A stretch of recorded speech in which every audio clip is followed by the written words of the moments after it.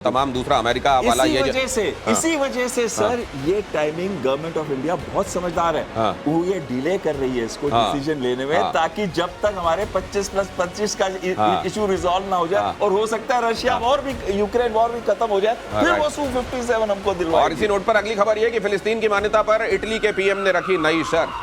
संयुक्त राष्ट्र महासभा में बोली जॉर्जिया मेलोनी, शर्तों के पूरा होने के बाद ही फिलिस्तीन को मान्यता। पहली शर्त, सभी इजरायली बंधकों को रिहा करना होगा। हमास को किसी भी सरकारी भूमिका से बाहर रखा जाए। मेलोनी ने यह भी कहा, मैं फिलिस्तीन को मान्यता देने के खिलाफ नहीं हूं। इजराइल के बजाय हमास पर डाला जाए अंतर्राष्ट्रीय दबाव। दूसरा अमेरिका वाला इसी वजह से सर ये टाइमिंग गवर्नमेंट ऑफ इंडिया बहुत समझदार है। वो ये डिले कर रही है इसको डिसीजन लेने में ताकि जब तक हमारे 25+25 का इशू रिजॉल्व ना हो जाए और हो सकता है रशिया वॉर भी यूक्रेन वॉर भी खत्म हो जाए फिर वो Su-57 हमको दिलवाएगी। और इसी नोट पर अगली खबर यह कि फिलिस्तीन की मान्यता पर इटली के पीएम ने रखी नई शर्त। संयुक्त राष्ट्र महासभा में बोली जॉर्जिया मेलोनी, शर्तों के पूरा होने के बाद ही फिलिस्तीन को मान्यता। पहली शर्त, सभी इजरायली बंधकों को रिहा करना होगा। हमास को किसी भी सरकारी भूमिका से बाहर रखा जाए। मेलोनी ने यह भी कहा, मैं फिलिस्तीन को मान्यता देने के खिलाफ नहीं हूं। इजराइल के बजाय हमास पर डाला जाए अंतर्राष्ट्रीय दबाव। क्या बात कही है सर, ये हुई ना बात। ये प्रैग्मेटिज्म बाकी लीडर्स में क्यों दिखाई नहीं दे रहा यूरोप के? देखिए बाकी लीडर्स जो है उनकी अपने देश के अंदर, जैसे मेलोनी के भी अपने देश के अंदर इतने सारे प्रोटेस्ट हो रहे हैं, चाहे वो पैलेस्टीनियन या मुस्लिम एलिमेंट्स के ही एनकरेजमेंट पे हो रहे हैं, लेकिन हो रहे हैं। और मैंने आपको कल भी बताया था परसों कि मैं खुद यूरोप में मैंने ये प्रोटेस्ट देखे। लड़कियां अपने हाथ में लेके घूम रही हैं और बोल रही हैं कि गाजा पे जो हो रहा है नरसंहार उसको बंद किया जाए। तो बाकियों को अपने इलेक्शन की जरूरत है। बाकी अपने इलेक्शंस और वो देख रहे हैं कि वो बेशक उनके खिलाफ ही सही, लेकिन उनको आगे वोट की जरूरत है, इसलिए ऐसा कर रहे हैं। लेकिन कई जगहों पर यही vote bank politics. United Nation महासभा में इंडोनेशिया के राष्ट्रपति बोले ओम। इंडोनेशिया के राष्ट्रपति प्रोबोवो सुबियांतो का संबोधन ओम शांति ओम के साथ किया। संबोधन का समापन इंडोनेशियाई राष्ट्रपति ने सबको चौंकाया। इंडोनेशिया दुनिया का सबसे बड़ा मुस्लिम देश, और सिर्फ इतना नहीं, उन्होंने ये भी कहा कि अक्टूबर में जिस तरीके से हमास के लोगों ने हमला किया था इजराइल पर, क्या वो सही था? और अगर ऐसा था तो क्या आप कह सकते हैं कि स्वतंत्रता सेनानी थे? और अगर ऐसा नहीं है तो उनको कौन कहेगा कि आतंकवादी थे? हम क्यों गलत को गलत नहीं कहते हैं, ये कहा उन्होंने। और इससे बहुत सारे देशों को, खासतौर से पाकिस्तान और टर्की को निश्चित रूप से मिर्ची लगी होगी। लेकिन उनका ओम कहना और ये कहना कि आतंकवाद अगर गलत है तो उसको गलत कहने का मादा रखो, इसको कैसे देखा जाए? आइए चलते हैं जरा जनरल सिन्हा, ये बहुत बड़ी बात थी और ये वाकई दिखाता है कि सच को सच कहने का मादा आज के दौर में भी है और लोग कर रहे हैं। देखिए राष्ट्रपति प्रोबोवो सुबियांतो हैं, ये भारत आए थे और उन्होंने एक बहुत बड़ी बात की थी कि हमारा डीएनए, क्योंकि देखिए सबसे बड़ा मुस्लिम राष्ट्र है, मतलब सबसे बड़ा हिंदू का भी, जो हिंदुओं का जो आस्था का सवाल है वो इंडोनेशिया में। और उन्होंने कहा था हमारा डीएनए भारत का डीएनए है। और आज उन्होंने ओम शांति ओम जब कहा कि पूरे विश्व के अंदर शांति, और किस संदर्भ में कहा वो बहुत इंपॉर्टेंट। उन्होंने जब बात किया इजराइल के ऊपर में तो उनका कहा उनकी गारंटी कौन ले। हम 2 नेशन थ्योरी की बात में मैं समर्थन कर दूंगा, मगर सबसे बड़ा इजराइल की सिक्योरिटी गारंटी क्यों नहीं, और क्यों नहीं हमास जो एक टेररिस्ट स्टेट है, he should be also declared as a terrorist state. तो देखिए ऐसे लीडर चाहिए पूरे विश्व में। यदि आप देखें दिनेश जी, ऐसे लीडर चाहिए। And he is from army background. सबसे अच्छी मुझे लगती है he has been a general.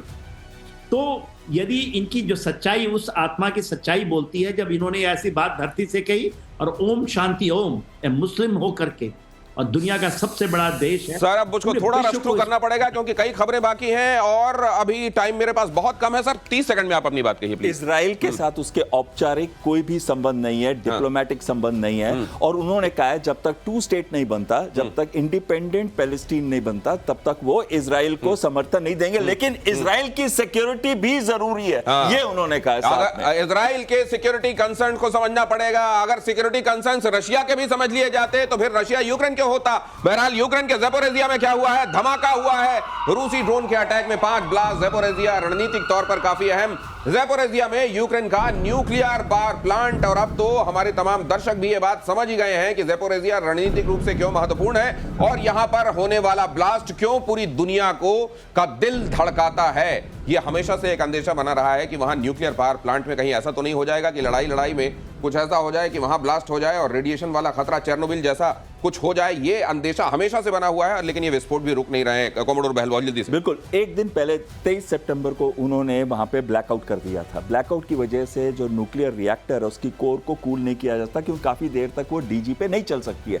अब रशिया का भी हमला हो गया इसके अंदर। ये बड़ी कॉम्प्लिकेटेड सिचुएशन है। 400 किलोमीटर का जो एरिया है वो रशिया के पास है, पर ज़ैपोरिज़िया शहर जो है वो उनके पास है, यूक्रेन के पास। लास्ट चीज मैं कहना चाहता हूं, जो न्यूक्लियर पावर प्लांट है वो रशिया के कंट्रोल में है, और रशिया उधर फियर क्रिएट करना चाहता है इनके ऊपर कि आप इस पे हमला ना करें, न्यूक्लियर पावर प्लांट पे हमला ना करें। तो ये हमले किए गए। और यूक्रेन ने दिखाई नई अंडर वाटर ड्रोन आर्मी। काला सागर में रूस की मुसीबत बढ़ी।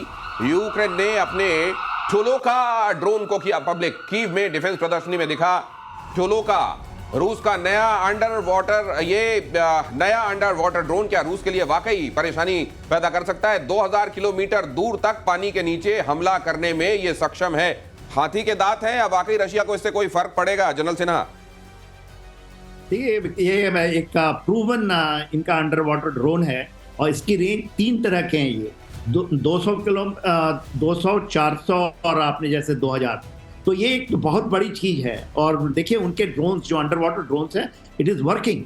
और उन्होंने पहले 200 का यूज किया था, 400 का यूज किया, 2000। तो आप देखिए, जो ब्लैक सी की यदि बात करते हैं, बाल्टिक सी की बात करते हैं, और वो कह रहे हैं कि हम इसको बेचेंगे, और जितने भी यूरोपियन नेटो देश हैं इसको खरीद सकते हैं हमारे। और इन्होंने डेमोन्स्ट्रेशन में आपने दिखाया टोलोका। तो ये एक बड़ी चीज है। अमेरिका ये मानना है, flamingo missile it is very effective. उनके ड्रोन भी बड़े इफेक्टिव हो गए। तो वो तो रशिया से के साथ ही उसकी जो डिफेंस मैन्युफैक्चरिंग थी पूरी रशिया की ओरिएंटेड है। अब आप देखें उसके पास सू के पास भी 27 है। राइट, सू 27 से भी जुड़ी हुई अगली खबर है सर। हालांकि हमारे लिए वो खबर महत्वपूर्ण है। रूस का भारत को बहुत बड़ा ऑफर, Su-57 फाइटर जेट बेचने का प्रस्ताव, भारत में ही प्लांट लगाने का भी ऑफर, प्रस्ताव में ट्रांसफर ऑफ टेक्नोलॉजी भी शामिल। ये भारत को ये ऑफर रशिया हमेशा से उदारता से देता रहा है, और हम भी ये समझ रहे हैं कि शायद सूनर और लेटर ये होने भी वाला है।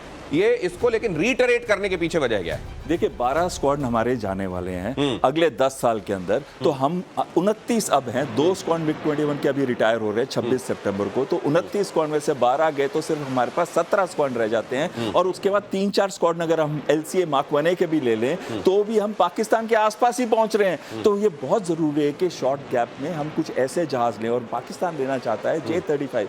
आएगा कि नहीं आएगा इस टाइम पीरियड के अंदर, 2030 तक पर तो आ ही जाएगा।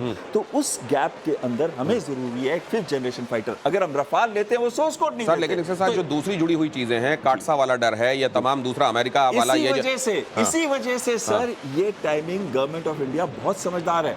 वो ये डिले कर रही है इसको डिसीजन लेने में, ताकि जब तक हमारे 25+25 का इशू रिजॉल्व ना हो जाए, और हो सकता है रशिया वॉर भी, यूक्रेन वॉर भी खत्म हो जाए, फिर वो Su-57 हमको दिलवाएगी। और इसी नोट पर अगली खबर यह कि फिलिस्तीन की मान्यता पर इटली के पीएम ने रखी नई शर्त।